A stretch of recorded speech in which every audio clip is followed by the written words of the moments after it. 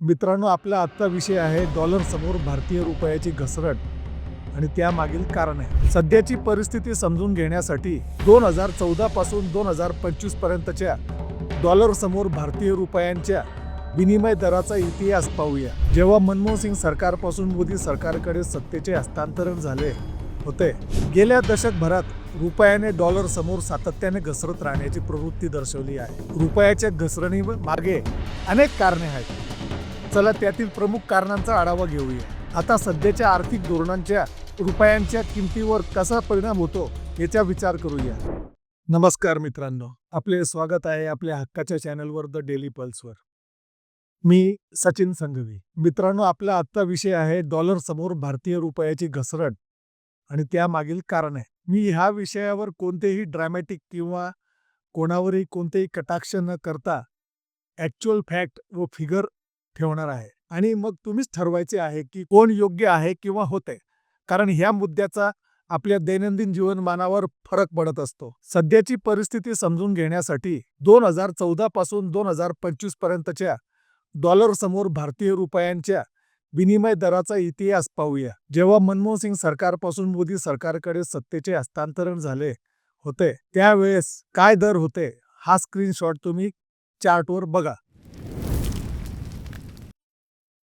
गेल्या दशकभरात रुपयाने डॉलर समोर सातत्याने घसरत राहण्याची प्रवृत्ती दर्शवली आहे. रुपयाच्या घसरणीमागे अनेक कारणे आहेत.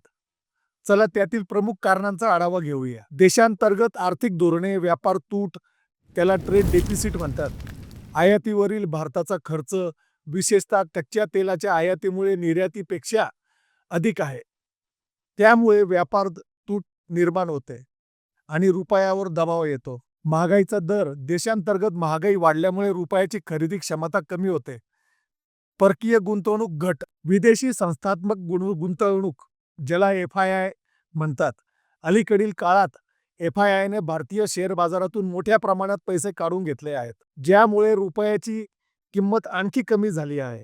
आता सध्याच्या आर्थिक धोरणांच्या रुपयांच्या किमतीवर कसा परिणाम होतो याचा विचार करूया. चलन धोरण, महागाई आणि व्याजदरांचे व्यवस्थापन करण्याच्या भारतीय रिझर्व्ह बँकेच्या धोरणांचा रुपयांच्या मजबूतीवर थेट परिणाम होत असतो. राजकोषीय धोरण, सरकारचा खर्च आणि कर्ज हे आर्थिक स्थिरतेवर प्रभाव टाकतात. मोठ्या राजकोषीय तुटीमुळे कर्ज वाढते आणि गुंतवणूकदारांचा विश्वास कमी होतो.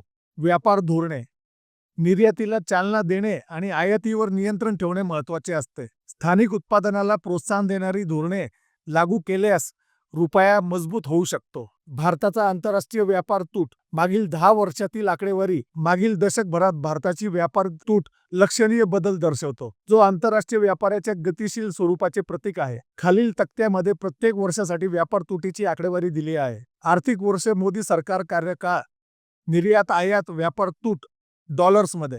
हा स्क्रीनवरील चार्ट तुम्ही नक्की बघा.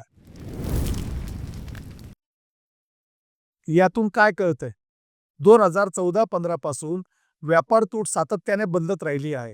तुटीतील मोठ्या प्रमाणातील देशांतर्गत मागणी आणि धोरणांमध्ये बदल आहे. 2022-23 मध्ये व्यापार तूट 264.9 अब्ज डॉलर्स पर्यंत पोहोचली, जी मागील दशकातील उच्च पातळीपैकी एक आहे. भारताच्या आंतरराष्ट्रीय व्यापार तुटीचा मागील इतिहास पाहताना डॉक्टर मनमोहन सिंग यांच्या नेतृत्वाखालील UPA सरकारच्या कार्यकाळातील 2004 ते 2014 व्यापार तुटीवर लक्ष केंद्रित करणे उपयुक्त ठरते. खालील आकडेवारी त्या काळातील आर्थिक प्रवृत्ती दर्शवते. डॉक्टर मनमोहन सिंग यांच्या कार्यकाळातील व्यापार तुटीचा इतिहास, निर्यात आयात व्यापार तूट अमेरिकन डॉलर्स अब्जमध्ये.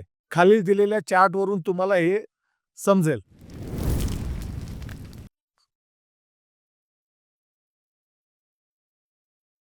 यावरून काय कळतंय? निर्यातीची वाढ, UPA सरकारच्या काळात निर्यातीमध्ये स्थिर वाढ झाली आहे.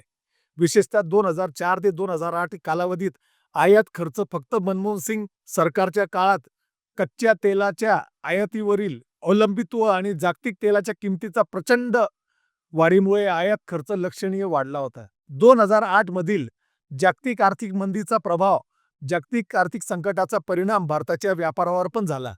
निर्यात आणि आयात दोन्ही घटल्या, परंतु व्यापार तूट कमी होऊ दिली नाही मनमोहन सिंग साहेबांनी. फक्त व्यापार तुटीचा उच्चांक 2011-12 मध्ये व्यापार तूट 189.7 अब्ज डॉलर्सवर पोहोचली होती, जी युपीए काळातील उच्च पातळी होती. उदाहरणार्थ तुलना डॉक्टर मनमोहन सिंग यांच्या कार्यकाळातील व्यापार तुटीची आकडेवारी आणि नरेंद्र मोदी यांच्या कार्यकाळातील व्यापार तुटीची तुलना केल्यास जागतिक आर्थिक परिस्थिती, धोरणात्मक हस्तक्षेप आणि तेलाच्या किमतीच्या बदलांचा स्पष्ट परिणाम दिसून येतो. भारताच्या अर्थव्यवस्थेवर कच्च्या तेलाच्या किमतींचा मोठा प्रभाव आहे. डॉक्टर मनमोहन सिंग यांच्या नेतृत्वाखालील युपीए सरकार 2004 ते 2014 आणि नरेंद्र मोदी यांच्या नेतृत्वाखालील एनडीए सरकार 2014 ते 2025 यांच्या कार्यकाळातील कच्च्या तेलाच्या किमतीची तुलना खालीलप्रमाणे. दोन्ही चार्ट मी स्क्रीनवर दाखवत आहे, तुम्ही ते नक्कीच बघा.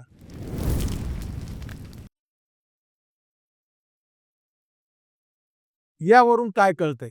युपीए सरकारच्या कार्यकाळात कच्च्या तेलाच्या किमतीमध्ये प्रचंड वाढ झाली. विशेषतः 2011-12 मध्ये तर $111.89 प्रति बॅरल या उच्चांकावर पोहोचल्या. एनडीए सरकारच्या कार्यकाळात प्रारंभिक वर्षात किमतीमध्ये घट झाली. 2015-16 मध्ये 46.17 प्रति लिटर बॅरल या निच्चांकावर आल्या. तथापि नंतरच्या वर्षात किमतीमध्ये पुन्हा वाढ झाली. फक्त 2022-23 मध्ये 90.64 प्रति बॅरल हा सर्वात जास्त उच्चांक होता. आता पेट्रोल डिझेलच्या दरांबाबत भारतीय बाजाराचे मूल्य बघू. पेट्रोल, त्यासाठी स्क्रीनवरील चार्ट बघा. यावरून काय कळतंय? 2004 ते 2014 कालावधीत युपीए सरकार पेट्रोलच्या किमतीत क्रूड तेलाच्या आंतरराष्ट्रीय बाजारात उच्चांक दर असतानाही 73.16 प्रति लिटर पेट्रोलचा दर व डिझेलचा दर 55.48 प्रति लिटर ठेवला होता. व 2014-24च्या कालावधीमध्ये मोदी सरकारने आंतरराष्ट्रीय बाजारात क्रूड तेलाच्या किमतीत निच्चांक गाठला, तरीही पेट्रोलच्या दरात 73.16 प्रति लिटर वरून ₹97 प्रति लिटर पर्यंत नेले व डिझेलच्या किमतीतही वाढ झाली. 55.48 प्रति लिटर वरून ₹90 प्रति लिटर पर्यंत भाव वाढले. डॉलर समोर भारतीय रुपयांची घसरण ही अनेक घटकांमुळे प्रभावित झाली.